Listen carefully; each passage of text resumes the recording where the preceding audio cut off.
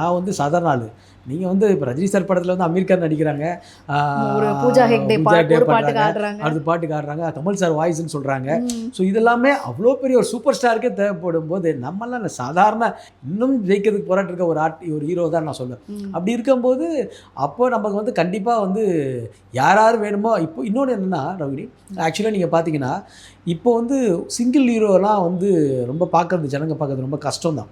எங்களை மாதிரி சொல்கிறேன். நான் விஜய் சாரோ அஜித் சாரோ விஜய் சார் அது மாதிரி நான் சொல்லலை. சிங்கிள் ஹீரோ ஒரு 3 ஹீரோ 4 ஹீரோ சேர்ந்து தான் நடிக்கணும்.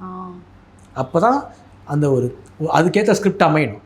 அப்போ தான் தமிழ் சினிமா இன்னும் நல்லாயிருக்கும். எப்படி ஹிந்திலலாம் பண்ணுறாங்களோ எந்த வித யூஓ இல்லாமல் எல்லோரும் சேர்ந்து பண்ணுறாங்களோ அது மாதிரி பண்ணும்போது இன்னும் நல்லாயிருக்கும். இப்போ எனக்கு அஜ்மலுக்குலாம் ரொம்ப ஒரு நல்ல காம்போ ஒர்க் அவுட் ஆச்சு. இந்த நாங்கள் 2 பேரும் ஏதாவது பேசி பண்ணும்போது அந்த பஸ் சீக்வன்ஸ்லாம் நீங்கள் படம் பார்த்துருப்பீங்க. அதில் சின்ன சின்ன ஹியூமர் இருக்கும். அது ஒய்ஃபையா அதெல்லாம் ஒரு இருக்கும். இன்னசென்ட்டான ஒரு ஆளு இன்னொரு ஒரு அல்டிமேட்டாக ஒரு புதிய பாதை பார்த்திபனுடைய ஒரு வேரியேஷன் மாதிரி அந்த மாதிரி ஒரு இருக்கிற ஒரு கேட்டபோது 2 பேருக்கு அந்த கிவ் டேக் பாலிசி இருந்தால் தான் அது பண்ண முடியும். ஸோ நம்ம சோலோவாக பண்ணிட்டு இருக்கும்போது அது நம்மளுக்கே ஒரு எனர்ஜி போயிடும். இன்னொரு ஆர்டிஸ்ட் பலமாக ஒரு ஆர்டிஸ்ட் இருக்கும்போது சேர்ந்து பண்ணும்போது இன்னும் இண்டஸ்ட்ரி நல்லாயிருக்கும். ஆடியன்ஸும் வந்து இப்போ என்ன பிடிச்சவங்க அவங்க வருவாங்க, அஜ்மலை பிடிச்சவங்க வருவாங்க, யோகி பாபு சார் வந்து கண்டிப்பாக எல்லாருக்கும் பிடிக்கும், அவரை பார்க்க வருவாங்க. இப்படி தானே